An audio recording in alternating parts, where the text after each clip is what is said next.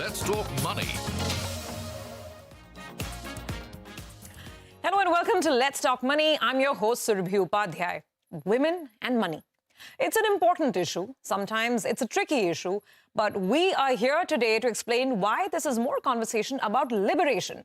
The freedom to pursue your dream, the freedom of having financial security, and the courage to be able to face all sorts of life situations. Yes, ladies, we need to talk money. Today on the show, we have an all-star women panel. Our good former colleague and my good friend Sumaira Abidi makes her return to the CNBC-TV18 studios from SBI Mutual Fund. Welcome back. It's great to have you in the studios. It's wonderful to be here. Absolutely phenomenal. Lots to catch up with Sumaira, who's actually been a veteran. I mean, well before the others, it was Sumaira always talking about personal finance conversations, and we're looking forward to hearing from you. Priti, Rathi, who's absolutely no stranger when it comes to women, wealth management and financial management, who of course runs LXME as well. Priti, thank you for coming back to the studios. Important subject at hand, as always. And we also have with us Neha, Pathak, who handles estate planning at Motilal Oswal Private Wealth. A lawyer can be your best friend if things go haywire, and even otherwise, when you need to properly plan and, understand what your rights and obligations are as a woman. So thank you very much, ladies, for joining in today. Thank Pleasure. See, women talk a lot, but we have about 21 minutes, and we need to give a quick-fire recipe to all the ladies who are listening in order to know what they need to do, what are the questions they need to ask to get their financial lives in order. So I want to start, ladies, by getting some anecdotes from you in your professional spheres on the ground. Let's start by understanding how far we have come. Are women showing greater awareness? Are they showing greater interest, at least, in matters of money and their own finance? Sumaira? Okay, so let me start with what we are seeing at SBI Mutual Fund itself, right? We took out some data of the last 4 years. And you will not believe it. So now our total assets under management are at 11 lakh crores. Women account for about a little over 1 lakh crore of those assets. Okay. So just about 4 years ago, women were accounting for about 13%, of our investor base. Now that number is 20% plus. That's fabulous. And in terms of the live SIPs, that number is at 20%. So 20% of all SIPs at SBI Mutual Fund are by women investors. Ooh-hoo. So I'm going to take that as a corollary to say that, yes, there has been a phenomenal growth. And, with women, with the, salaries increasing, with the education levels increasing, with more awareness coming in because of, digital assets around us, I would say definitely there is a march, but there is a long way to go. Long way to cover. But that's a great stat, a good starting point, that at SBI Mutual Fund, this gigantic fund house in the country, the biggest, 20% of SIPs are actually coming in from women. So that's a good positive start for us on this conversation. Priti, you tell us, you interact with investors so closely, a lot of women. What are you seeing on ground? So I think I'll just take on from what Surabhi just said, Sumaira just said. I think it is true. We've seen from 2017-18 to now 2024, I think the participation of the AUMs that are held by women in mutual funds have gone from 15% to 22% now, right? But the more important thing here to take note of, because when you're looking at AUM, under a woman's name doesn't necessarily mean that that's the woman doing it herself. Yeah. I think the important stats that are hidden there is, in 2015-16, there were about 33% women amongst the entire invested corpus by women who were taking their own decisions. Today, that percentage is 44%. A 10% shift where women are actually taking decisions on their own. And I think that's the more important sort of piece to pay attention to, because women are increasingly getting more agency about everything that they do. And it is percolating down to money decisions as well. Today, I think 33% of the world's wealth is in the hands of women. Really? That's a big stat. Yeah, it's interesting. And I think India is no different. Like if you look at the global scenario, if you look at India as well, by the time we are in 2030 and we are aiming to be a 10 trillion economy, a $2 trillion of that contribution will come from women. And it'll come from women who are either, into the workforce, because we've seen that increase very rapidly as well. From a dismal 20% to now we are 37% women in workforce. It is women taking up entrepreneurship. And I think most importantly, women who are participating in inheritance, because that is changing as well. So women's wealth will actually grow at 7% annually, which is actually faster growth than your GDP growth, right? And women getting agency. This is definitely what we see in our interactions. Our women are now keen to take those decisions, to understand, to say, okay, how can I do this? I think the need, what we've realized is for platforms to really reach out to them and understand their behavior. Once you make it relatable, we've actually seen women taking it up. Much to, we are always told women are risk averse. I say this all the time. Women, once they learn, once they are informed, they are very risk aware. They take informed decisions.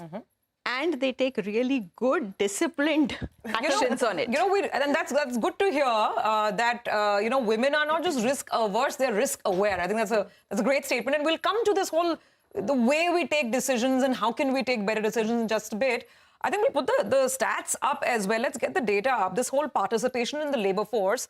Some of this data would be from AMFI, the Association of Mutual Funds of India. Some of it is government data. It'll all come up for you, what Priti just referred to, that from the pre-COVID time, where the participation of women in the labor force was just about 23%, that number's moved up to 37%. And this is only as of 23. When you look at 24 and onwards, these numbers are probably going to be increasing. And again, the share of wealth in mutual funds as an aggregate, I looked at some data where you're talking about women as the total AUM of the industry. That number has now moved to about 15% versus the average for Indian households, which is about 8.5%. So these are some stats that will keep coming up for you, which are basically telling us that we're heading in the right direction. Neha, what about you? Because I think, when we're talking about estate, inheritance, wealth, planning, typically this is where things start getting complicated, right? Actually, it is not that complicated. When you talk about inheritance, you talk about estate, it's a simple thing. For women, we take it to a different level. That's a different thing. But then what we need to do is we need to understand what is owned by the family. What is the money that is owned by the family? That is the part we leave it to, okay, men folk are going to take care of everything in the house. Whether it's your husband, your child, your father, whoever is the man in the house, he's taking care of the stuff. So it's best to first educate yourself, best to understand what is the money held by the family, what are the goals that the family is looking at, what are the objectives, how and where the money is invested. And if at all there is an exigency, then at least you know where to go, how to approach that. But have you seen a positive change, say, over the last 10 years that you've been in practice, where women are willing to, put in that effort to ask questions? What are you seeing? Yes. Not only women, I am so glad to say the male members are getting them along, that you need to understand. And this actually learning is not coming only by your platform or me talking about it or by newspapers, but by the surrounding neighborhood. When a person sees that somebody passed away and how the daughter or the wife didn't get her share or something wrong has happened to her. So then in that case, people are taking up on those learnings and people are saying that let me go ahead and tell this, let my wife know where my assets are, who is my fund manager, who is my asset manager. So tomorrow in case something happens to me, at least things are taken care of. Also, women, when they are sitting at the table with us, they are asking questions. At all times, they are asking questions about their money, their nomination, they are asking about how's the holding, where are you investing? So they are also curious. Good. That's very good to hear. Which is a wonderful That's reassuring to hear. Yeah, absolutely. And that brings me to the next sort of piece that I want to get your thoughts on. Just having a greater say, a greater role in the family's financial decision-making and doing it, in a more nuanced way. I remember many years ago when I started covering personal finance, when everybody would talk about a very straight-jacketed approach to, okay, now you're single, you're planning up till about 30, you're getting married, then you plan with your husband, then you have child number 1, then child number 2. It was a very straight-line approach. But now I think we'll all agree that life many times doesn't go in a straight line. You may be single, may not be single, you may be divorced, you may have kids, you may not have kids. So how should the approach to financial planning and financial decision-making and ownership change? What is it that women and their families need to do differently? Sumaira. So, the very first thing is that this conversation must start earlier and earlier. So, there is this big taboo around talking about finance at home. You know, बच्चे सुन लेंगे, बच्चों को मत बताओ. But I feel that, you know, maybe in very adverse situations, if the children are very young, you may want to shield them. But I think, you know, kids who are a little bit older, maybe pre-teen, there is a way to introduce them into, you know, this whole concept, because it's very difficult for somebody to say, okay, now you have got a job and therefore today, from tomorrow, you must know how to manage your finances. It doesn't work like that. You know, kids are growing up with, you know, a certain moral code. Right? They know what is the family's moral code. And a big material code. From the iPhones, from this to the holidays, and I want this and I want that. So they know the wants very early. Which is why it is imperative that, you know, we as parents also introduce them to our money philosophy. And that will go a long way. So, you know, also, I mean, I don't know if it's still happening in households, but earlier there used to be this thought that, you know, the male child should be told, the female child, usko to shaadi karni. That, I'm sure, is changing. To what extent, I cannot say.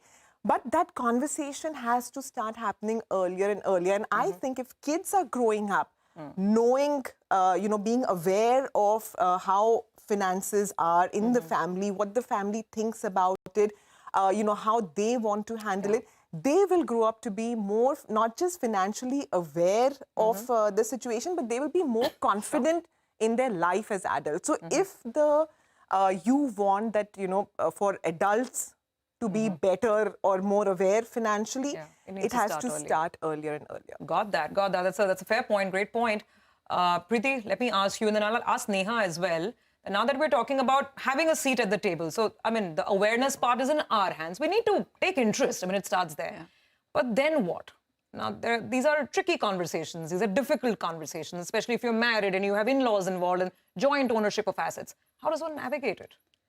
So I think when we talk to our community members today, we have, you know, close to 11 lakh women who are on the platform, who are asking us these questions. And that is actually the top question. How do I frame this? You know, and again, we go back to what Sumaira just said. I think making this very right from the early times, saying this is a life skill that you need to learn. Just like you need to learn cooking, budgeting, all of that, this is a life skill. Financial planning is a life skill that you need to know.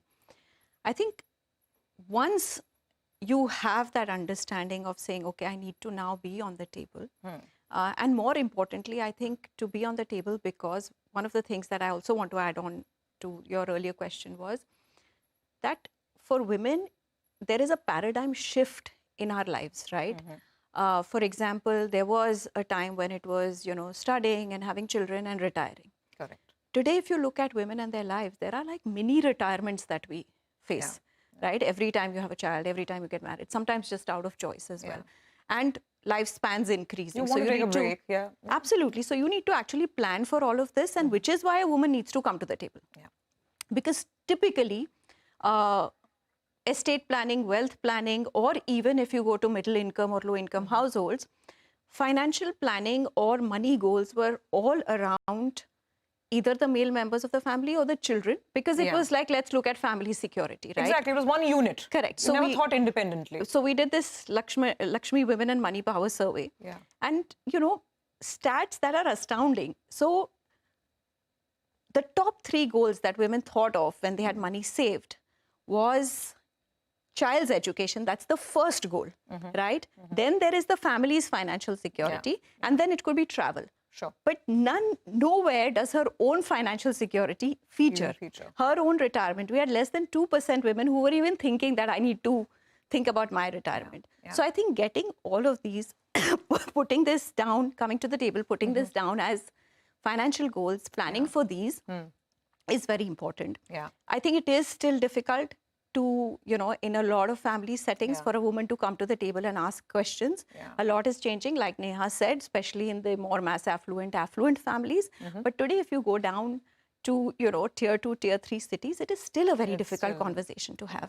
So I think really communicating, putting it out there that these are life goals, how do we plan for it together is very important. And I think the ability of women to now, like I keep saying, agency over the money they earn or the money they save. And one of the very unique features we found on Lakshmi is that women who've saved money, even if they are homemakers, actually have full agency over it. more They have agency control. than even, absolutely. They're like, this is my saved money. Okay. I decide what I do with it. Sure. Even more than working women, because somewhere with working women, time is they suffer from time Short poverty. So supply, what do we yeah. do? Yeah. So it's left to somebody else. Yeah. Whereas a homemaker is actually smarter today. She's on social media. She's looking at how, she's following a lot of people talking about finance. And she's like, I want to, very aspirational, right? Yeah. So I think that agency is there, the ability to frame it. And I will just tell you, I think when you come to the table, you should come to the LXME platform. We'll definitely show you how to frame that question. Yes. Fair enough, fair enough. No, we need to take a very quick break, but the how is what we need to focus on. How can we ensure our own personal security, even if it is within a family setup? That important question is going to be answered on the other side of a very quick break.